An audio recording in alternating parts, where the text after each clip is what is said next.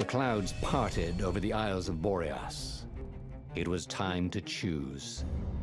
The rebellion was in trouble. Ravens were scouting for the secret rebel base. They needed a game changer. Pieces of the Skyripper had surfaced. Reynardo knew that using it could go catastrophically wrong, but he was sure he could figure out how to use it safely.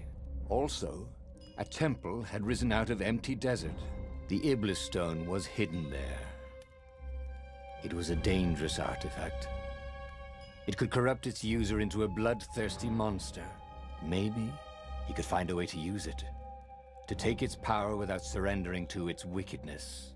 And also, his old friend Lupino needed rescuing. Of course, Reynardo had a pretty strong suspicion that Lupino had betrayed the rebellion, and he had a gut feeling that he needed to use that to his advantage.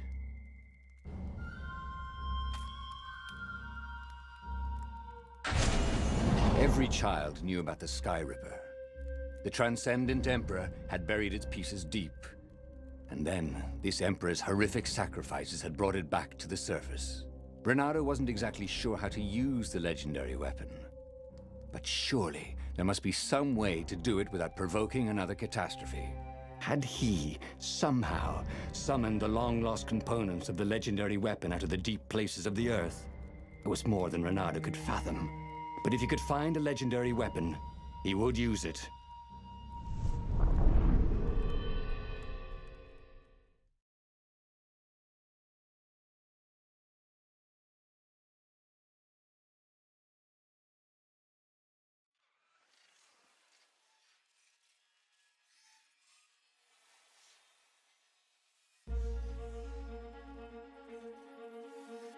As he set foot on the island, Reynardo couldn't help feeling a bit curious. Was Lupino still waiting to be rescued? No. He was probably drinking champagne with the ravens. Did ravens drink champagne? Did rabbits? Reynardo felt oddly thirsty, come to think of it.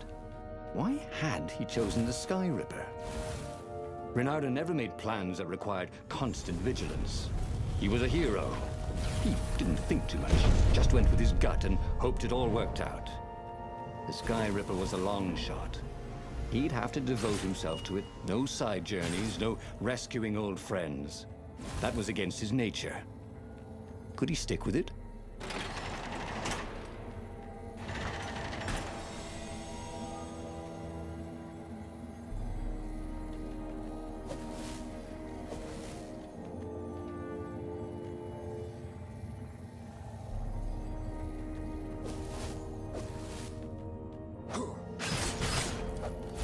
The people who had built this castle, did they even know what monstrous weapon lay hidden within their walls? The Skyripper could destroy anything it touched, or so the legend said. As the Transcendent Emperor had fought the lost gods, thousands of thousands had died. But Reynardo had been through wars. The only merciful war was a short one.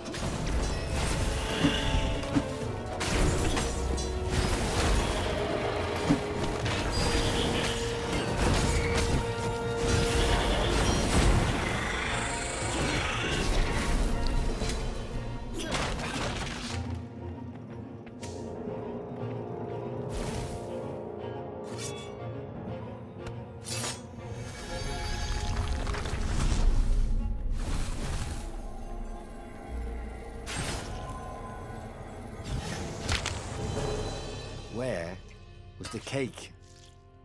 He'd been promised cake.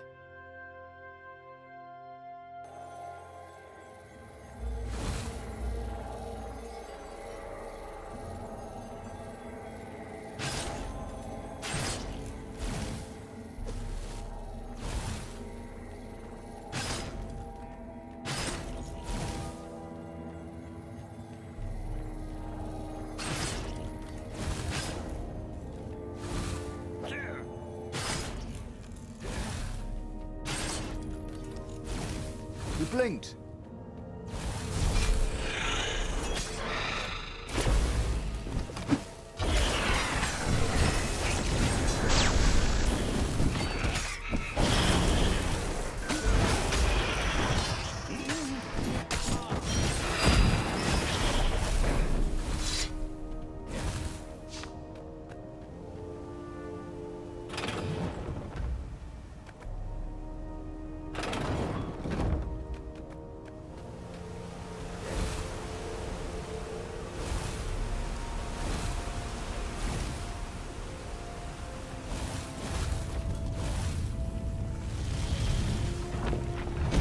There it was.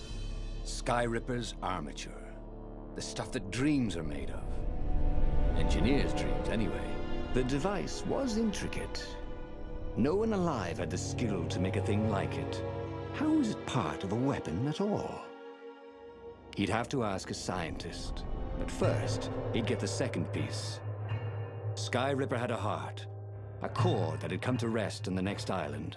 Well, there was another island he could reach. Zenobia had just invaded it with her father's Raven battalions. She must be encamped there still. But fighting Zenobia now, that made no sense at all. He'd already sacrificed one friend to get this armature, was it?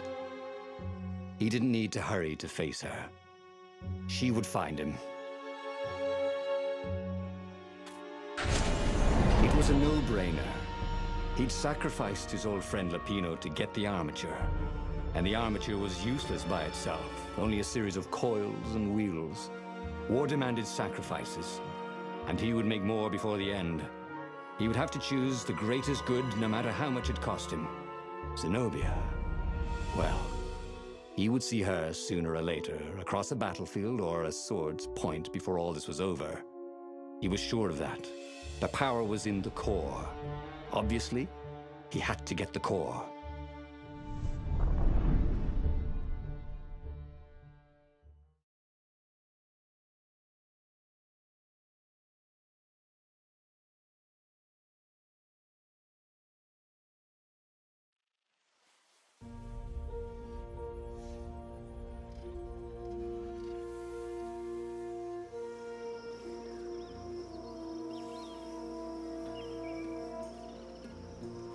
Doubt sunk in before he was even out of sight of the Farfarer.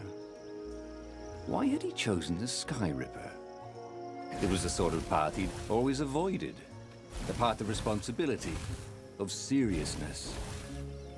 Had he grown up? He didn't feel grown up. He'd made this decision from his gut, like he always did. Somehow, he'd impulsively decided to stop being impulsive. Did that make any sense?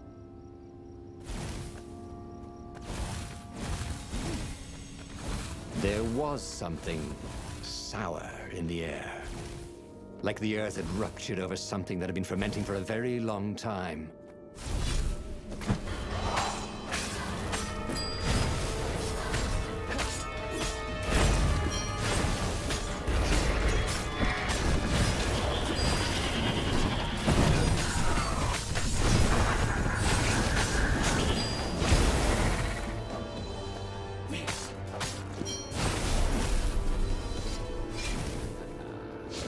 There were fewer and fewer trees.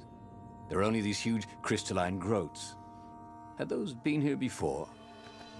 He no longer heard birds except for the feverish cawing of the ravens when they attacked. He couldn't smell the small animals of the forest. The mice and rabbits. Where had they gone? And he was getting hungry too. This was an unhealthy place to be.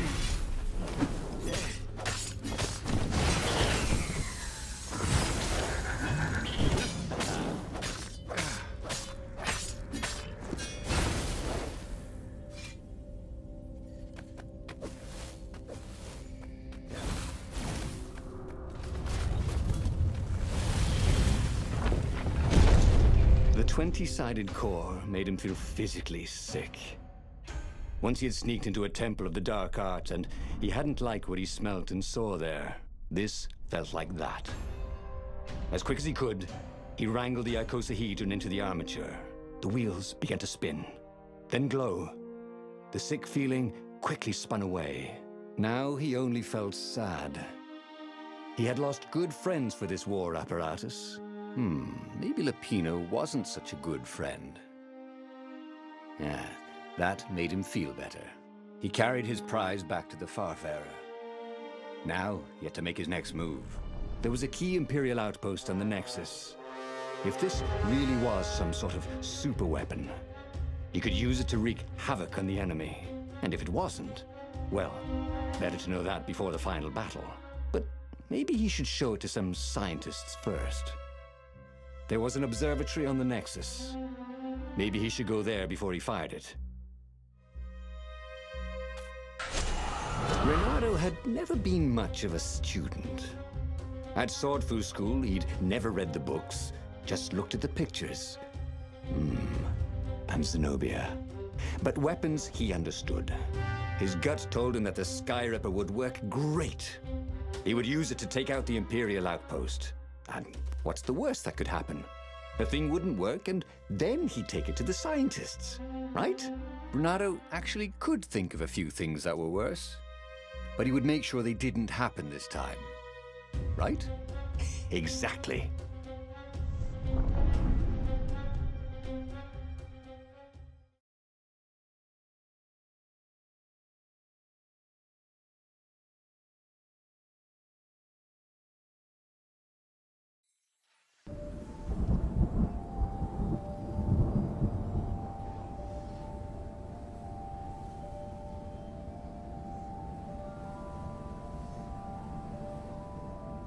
As he set out down the path, Reynardo wondered why the parts of the Skyripper had only surfaced now, thousands of years after the Transcendent Emperor had discarded it. This Emperor, Isengrim III, had performed terrible, bloodthirsty rituals to invoke the lost gods. Perhaps that was bringing up lost artifacts. How perfect, then, that the Skyripper would reappear to be his destruction. And hopefully this time, just his destruction.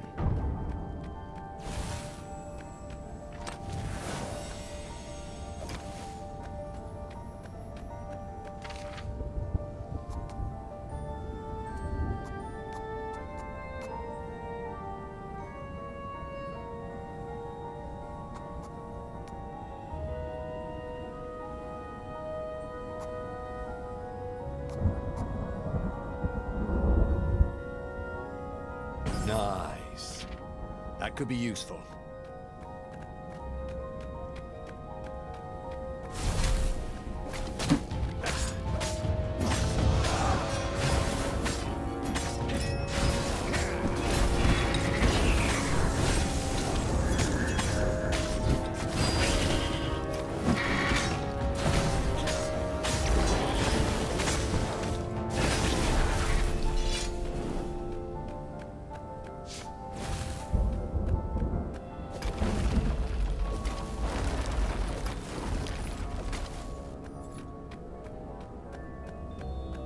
He was tired of slaughtering ravens.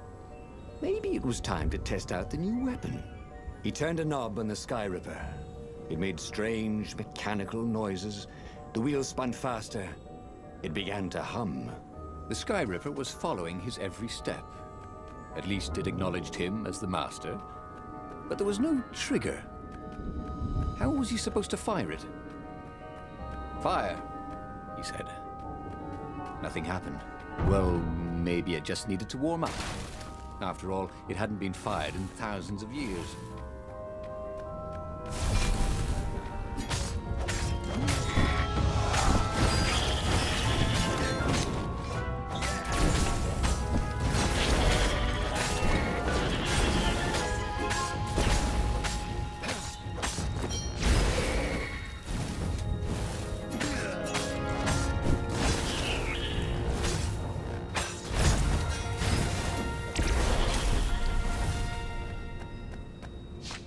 The Skyripper was making a whining noise now, and its wheels were spinning so fast he could no longer see them. Reynardo had a thought. Please? He asked. The Skyripper began to glow. Boom! The outpost burst into flame. Ravens flapped out screaming, wings on fire. The base was his. The far speaker toad came hopping out. Reynardo! It croaked, sounding like a toad version of Zenobia. Don't use the Skyripper! It will destroy the world! Yeah, sure it will, cracked Reynardo. Pull the other one. If you don't trust me, go see Calaveras. That sounded sensible. Why did she always have to sound sensible all the time? Oh, it was infuriating. Of course she would say that. He was supposed to hurry and bring the Skyripper to the council so the rebels could actually win the war. But what if she was right? Damn it. just this once, he would not let Zenobia get into his head with her logic and her wisdom and her appeals to reason. He was a fox. He'd go with his instincts, and it would all work out like it always did.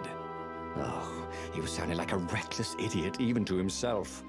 But if there was one thing Reynardo could never bring himself to do, it was turn back on a decision he'd made.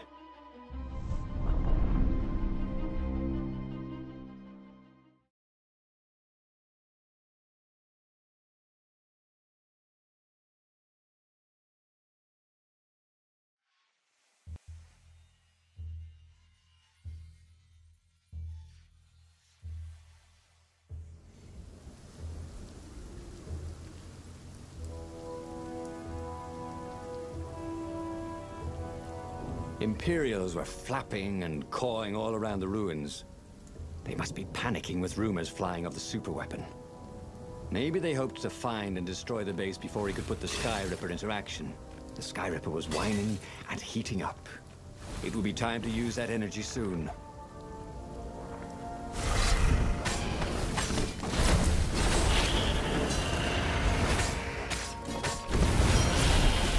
Funny about librarians.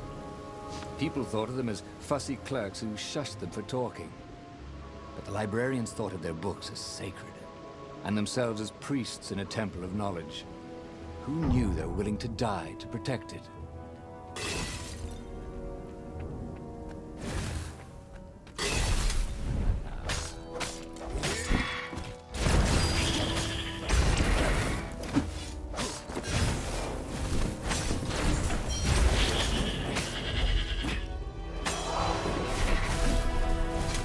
Reynardo had never had a super weapon before.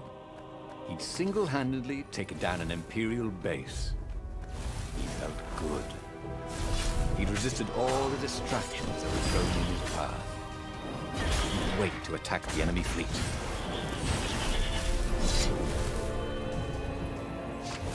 What was Zenobia talking about? This was a fantastic weapon. Ravens burst into flames with just a touch of its killer beam. He was tempted to leave it on all the time, but he didn't want to accidentally slice off some council toad's head or tongue. She'd been trying to distract him. Well, this time, no one was going to distract him.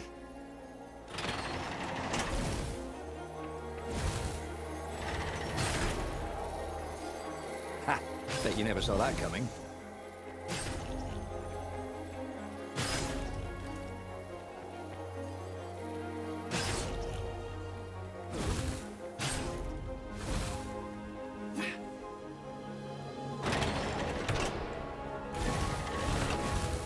Long stairs. So he was close to the rebel base. He was on fire. So far, so good.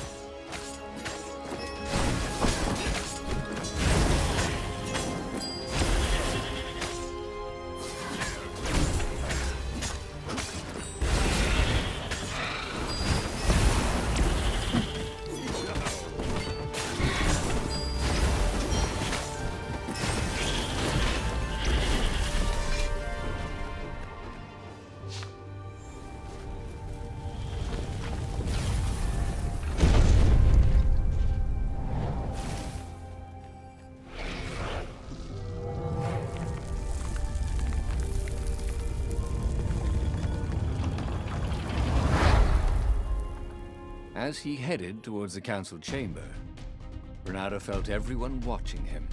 "You've saved the rebellion," said the council speaker. "Frankly, we were afraid you'd turn aside to save that idiot Lapino." Not bloody likely, Reynardo told them, feeling he was maybe being a bit harsh on the poor mad rabbit. "If you never make sacrifices," he said, "you're probably not doing the right thing." The speaker nodded. "Are you ready to lead the charge?" "Let's roll," he said, with grim satisfaction. Reynardo set sail for the fleet.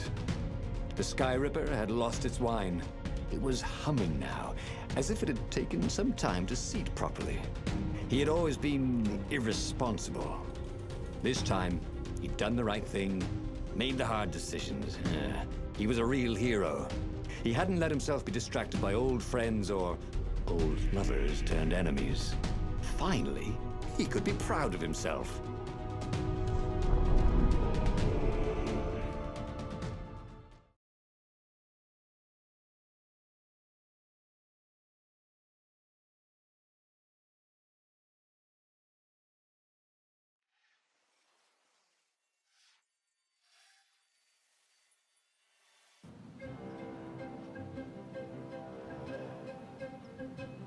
He was ready. So was Skyripper. The Skyripper had a will of its own. It picked out its own targets and set them on fire.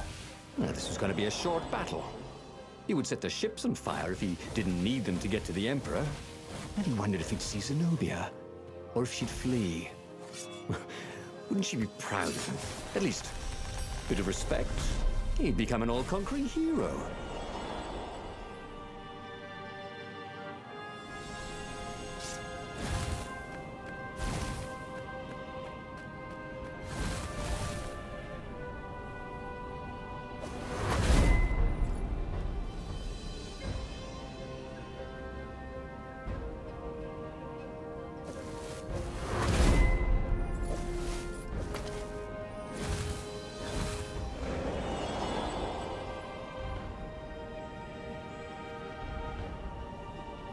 There was a parchment on a signpost. It was from her. Every time you fire, you risk the destruction of the universe. That's insane. We surrender. He'd done it. He'd played chicken with Zenobia and won. He could hear the horns blaring the retreat. She was wiser than he was, that was for sure. But wisdom didn't win battles.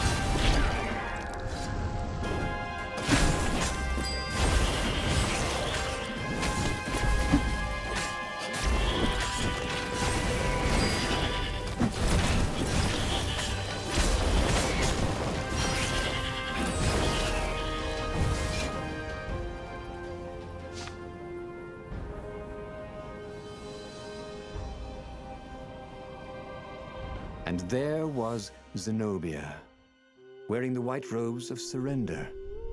She came and kneeled before him. Why didn't you listen to me? I was trying to save you too. You're the enemy, he said. I was never your enemy, Reynardo. And he realized, not for the first time, how much she loved him. Then she spoke a terrible word and made a gesture with her hand. She stopped moving, covered in frost, and he wondered why she'd frozen herself. Then the Skyripper froze, and then, for a moment, he felt very cold and discovered that he couldn't move. The next thing he knew, the sun was a giant, monstrously red. It took up half the sky, and he was in a parched red desert. And then he was on fire.